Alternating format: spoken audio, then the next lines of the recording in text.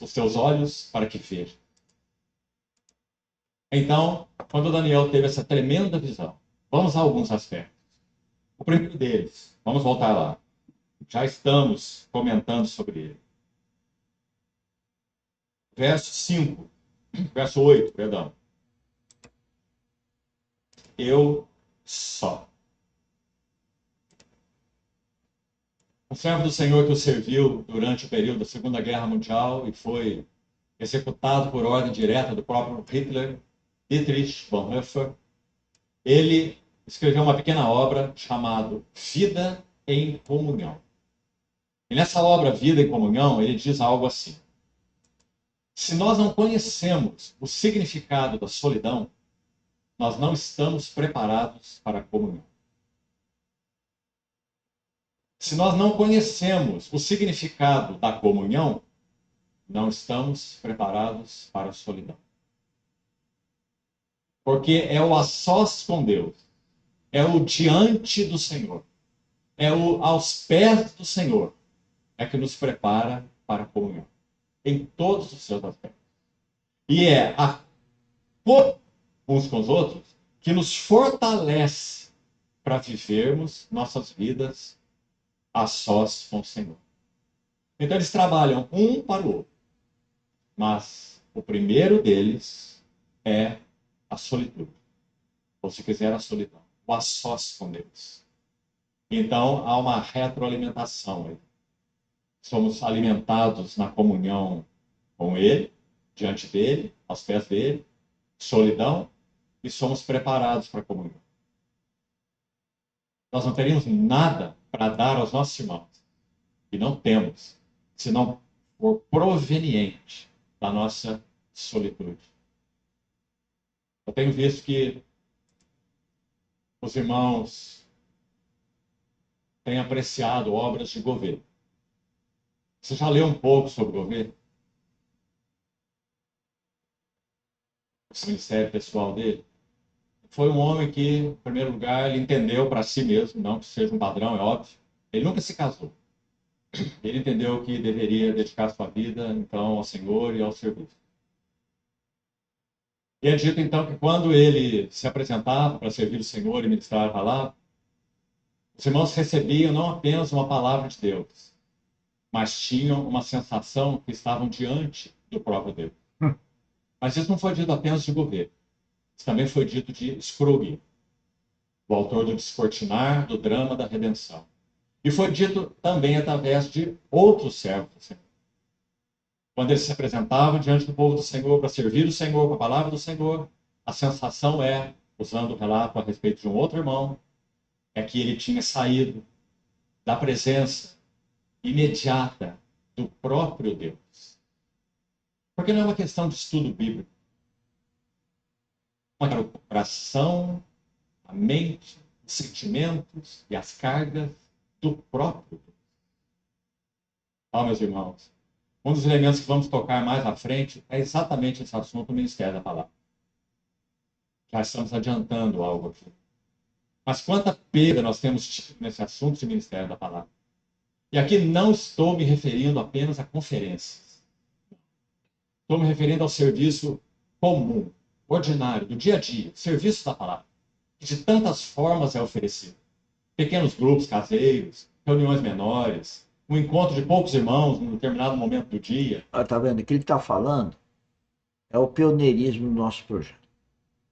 Ele está falando em grupos. Ora, nós fazemos isso, estamos sendo orientados para fazer isso no grupo que faz a gestão da nossa empresa. E digo, está escrito. Sem o Espírito Santo não dá certo. Sem a vida cristocêntrica não dá certo. Sem ser verdadeiramente um filho de Deus, não dá certo. Essas três coisas é a mesma coisa. Ou eu tenho a habitação do Espírito Santo,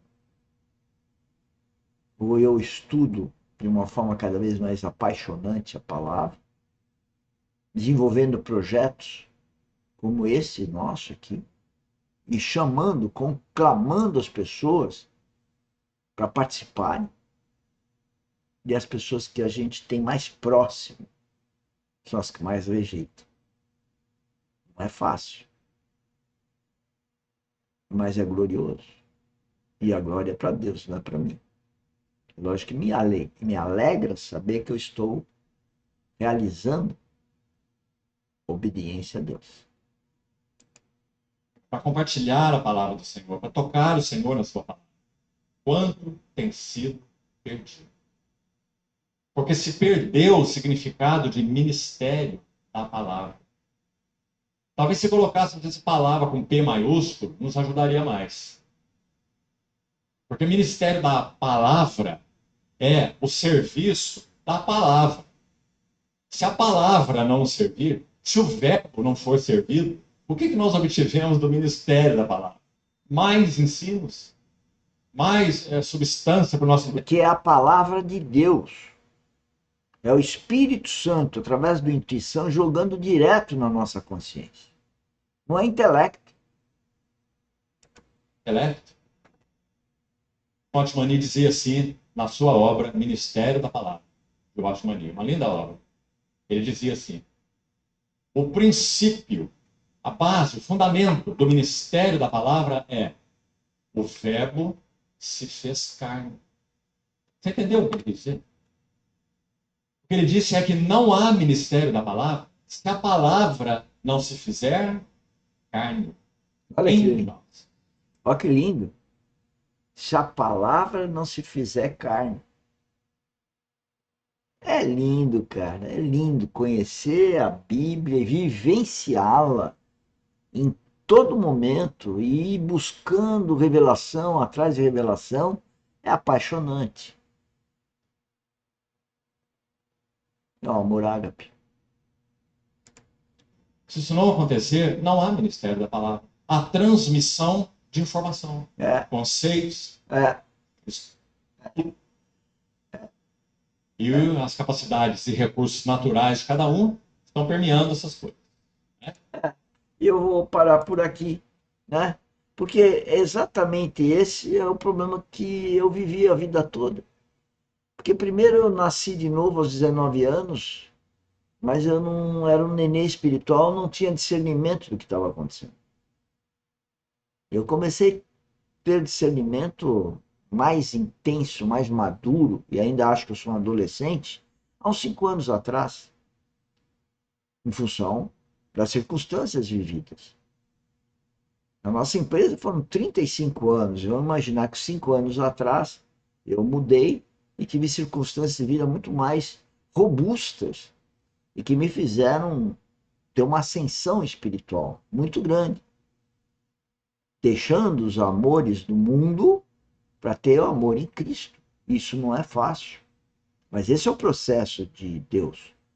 Deus tem um processo de forjar a marteladas o filho dele. Ou não foi assim com Cristo, ou não foi assim com Paulo, com Pedro, com Daniel. Todos passaram por situações terríveis. Eu não passei nem 1% do que eles passaram. Mas o sentido é importante. Do sacrifício. É um sacro ofício. É um ofício, é um trabalho sagrado. Um filho de Deus não está aqui para curtir a vida. Um filho de Deus está aqui para obedecer ao Pai.